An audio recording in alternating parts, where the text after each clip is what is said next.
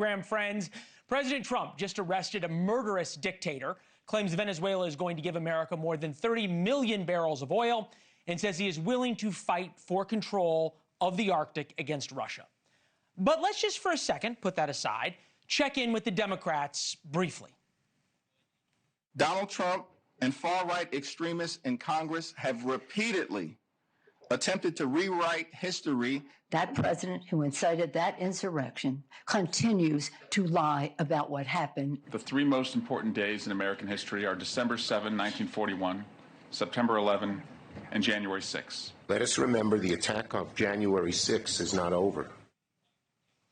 Somehow Eric Swalwell left out July 4, 1776, and a few other dates as important in American history. But noun, verb, January 6th is a losing political message. Whether you agree with it or not, it doesn't work. And the longer Democrats talk about January 6th, the better it is for Trump. It's very simple.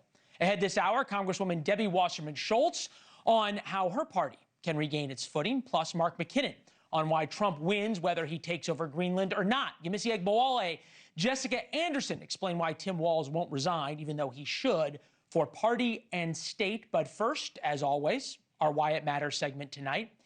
President Trump told Republicans today that if they lose the midterms, if congressional Republicans lose the midterms, it is their fault.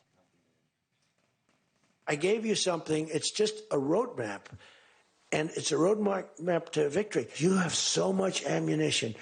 All you have to do is sell it. You got to win the midterms, because if we don't win the midterms, it's just going to be, they'll find a reason to impeach me. You can own health care. Figure it out. Like him or not, Trump is delivering on a number of key promises. He ousted Maduro. He's talked about that since day one. The stock market is at a record high. The Dow just closed above 49,000 for the first time ever. Ford announced their best year for American vehicle sales since 2019. Both of those are despite that all the experts said Trump's tariffs would tank the economy. The border is closed, and Trump brought the hostages back from Gaza. Things are definitely not perfect.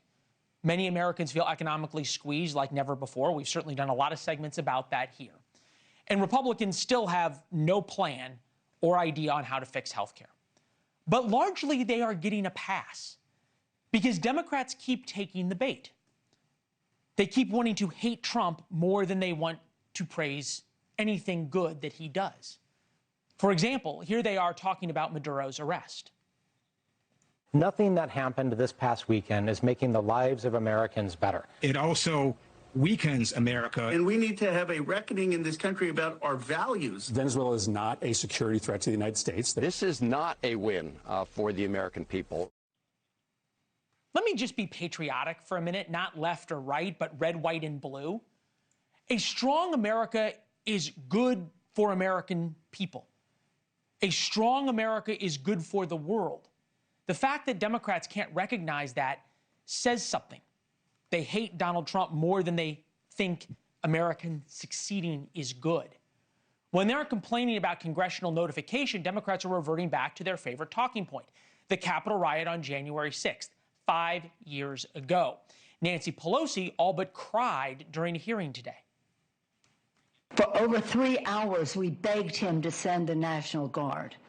He never did it. He took joy in not doing it, was savoring that. And right now, he was saying on TV today, I wanted to send it, they just wouldn't do it. January 6th was unquestionably awful. I was there. It was a terrible moment in American history. But elections are about the future. They are not about the past. And Democrats cannot seem to get past the past. That is a problem. And if you think that criticizing Trump is the way to victory, let me just offer this. Criticizing his every move, well, it didn't work in 2016. It did not work in 2024. It will not work in November either. Thank you for watching. Subscribe below and download our NewsNation app right now on your phone, and you will get fact-based, unbiased news for all Americans.